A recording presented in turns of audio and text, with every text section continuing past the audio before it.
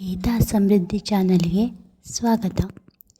ಇವತ್ತಿನ ವಿಡಿಯೋದಲ್ಲಿ ದೊಡ್ಡಪತ್ರೆ ಎಲೆಯ ಬಗ್ಗೆ ತಿಳಿದುಕೊಳ್ಳೋಣ.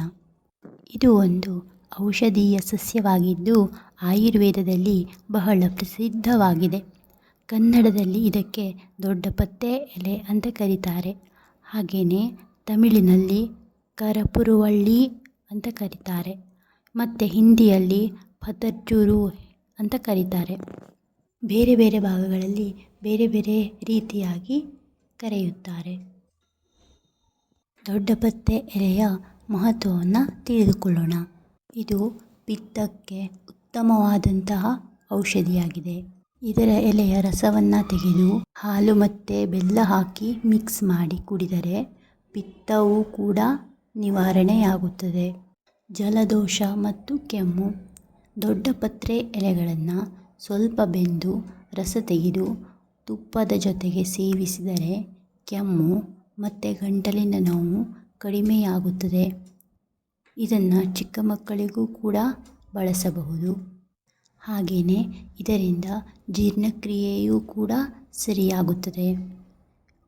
ಇದನ್ನು ಊಟದ ನಂತರ ಸೇವಿಸಿದರೆ ಹೊಟ್ಟೆ ಉಬ್ಬು, ಅಜೀರ್ಣ ಮತ್ತು ಅತಿಸಾರ ಕಡಿಮೆಯಾಗುತ್ತದೆ. ಹಾಗೆಯೇ ಶೀತಜ್ವರ ನಿವಾರಣೆ.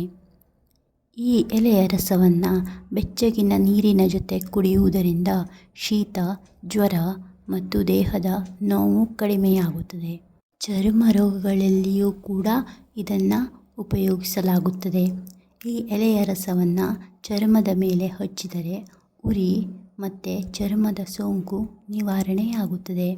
ಮತ್ತು ಕಂಠಶುದ್ಧಿ, ಬ್ರೀತಿಂಗ್, ಉಸಿರಾಟದ ಸಮಸ್ಯೆ ಇರುವವರು ಇದರ ಎಲೆಗಳನ್ನು ಬೇಯಿಸಿ ಕಷಾಯ ಮಾಡಿ ಕುಡಿದರೆ ಕಂಠದ ಶುದ್ಧತೆ ಮತ್ತು ಉಸಿರಾಟದ ತೊಂದರೆ, ಅಸ್ತಮಾ ಎಲ್ಲವೂ ನಿವಾರಣೆಯಾಗುತ್ತದೆ.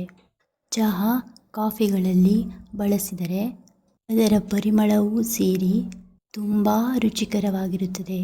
ನೀವು ಒಮ್ಮೆ ಟ್ರೈ ಮಾಡಿ ನೋಡಿ.